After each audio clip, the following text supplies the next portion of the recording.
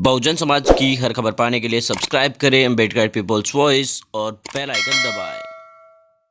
और फ्रेंड्स मैं नोटराम रोडियर आप देखना शुरू कर चुके हैं अम्बेडकर पीपल्स वॉइस। समय हो चुका सुपर 5 का, यानी आज की 5 बड़ी खबरों का। दिन भर क्या कुछ खास रहा वो आज की 5 बड़ी खबरें हम आपके लिए लेकर आए हैं, जिसमें आपको बता दें कि बसपा सुप्रीमो मायावती जी ने आज केंद्र सरकार पर जमकर निशाना साधा। दूसरा, रानी नागर ने बड़ा खुलासा किया है।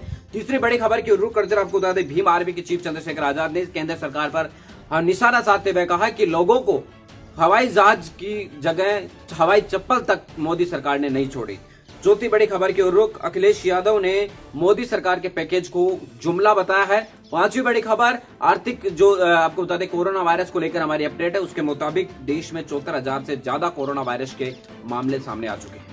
इन खबरों पर हम चर्चा करते हैं विस्तार से। पहली बड़ी खबर की रुख करते हैं और बसपा सुप्रीमो मायावती जी ने आज अपने ट्विटर अकाउंट से केंद्र सरकार के द्वारा रात को प्रधानमंत्री नरेंद्र मोदी के द्वारा जो आर्थिक पैकेज जारी किया गया था उसको लेकर जमकर निशाना साधा।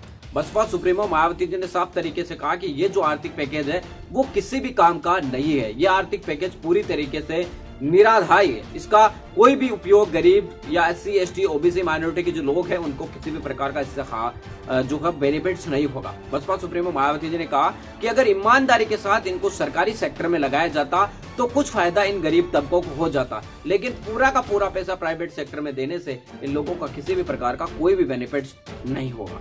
इसके अलावा दूसरी बड़ी खबर की ओर रुख करते हैं और आपको बता दें कि IAS रानी नागर जो हरियाणा कैडर 2014 की थी, जिन्होंने इस्तीफा देकर सुर्खियां बटोरी थी, उनकी तरफ से अपने फेसबुक अकाउंट पर एक और बड़ा खुलासा किया गया। रानी नागर ने अपने फेसबुक अकाउंट पर लिखा है कि 12 मई की दोपहर 2:50 पर उनके घर में कुछ लोग घुसने की कोशिश की, गेट बजाया, दरवाजा तोड़ने की कोशिश की, हमारे लोगों को धमकाने की कोशिश की जा रही है, ऐसा रानी नागर ने आरोप लगाया। उन्होंने कहा कि आज मेरे घर का दरवाजा तोड़ दिया गया है, टूटा हुआ है पूरी तरीके से। अब मैं और मेरी बहन अपने प्राणों की और अस्मिता की जो है किस तरीके से रक्षा करेंगे। उन्होंने कहा कि मेरे पास आज खाने पीने की भी जो समस्या है उनकी भी समस्याएं शुरू हो चुकी है, तो मैं गेट का पैसा कहां से लेकर आऊंगी।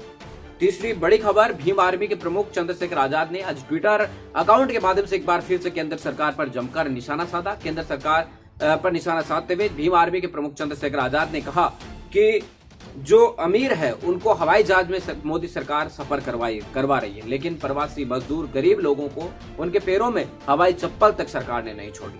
भीम आर्मी के प्रमुख चंद्रशेखर आजाद ने इसके अलावा अपने कई सारे साथी जो जेल में बंद है उनको भी रिहा करने की मांग की है।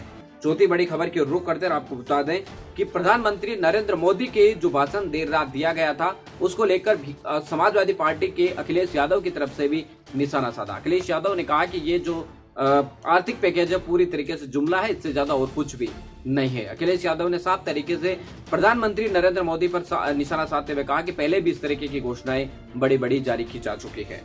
पांचवी बड़ी खबर की रुख करते हुए आपको बता दें कि कोरोना वायरस के चलते देश में अब तक की अगर हम बात करें तो कुल मिलाकर 74,281 मामले सामने आ चुके हैं, जबकि मरने वाले लोगों की संख्या भी 2415 हो चुकी है। तो यानी कि कोरोना वायरस का कहर लगातार जारी है। देश में लॉकडाउन के करीब 51 से 52 दिन हो चुके, 50 दिन से ज्यादा हो चुके हैं और उसके बावजूद भी कोरोना वायरस रुकने का नाम नहीं ले रहा है। आप जहां तक हो सके अपने घरों में रहने की कोशिश करें, सुरक्षित रहें और अपने आप को सुरक्षित रखने की कोशिश करें। मिलेंगे इस नए वीडियो और नई अपडेटों के साथ, तब तक आपसे लेते विदा। लाइक कीजिए, कमेंट कीजिए और शेयर करना बिल्कुल ना भूलें।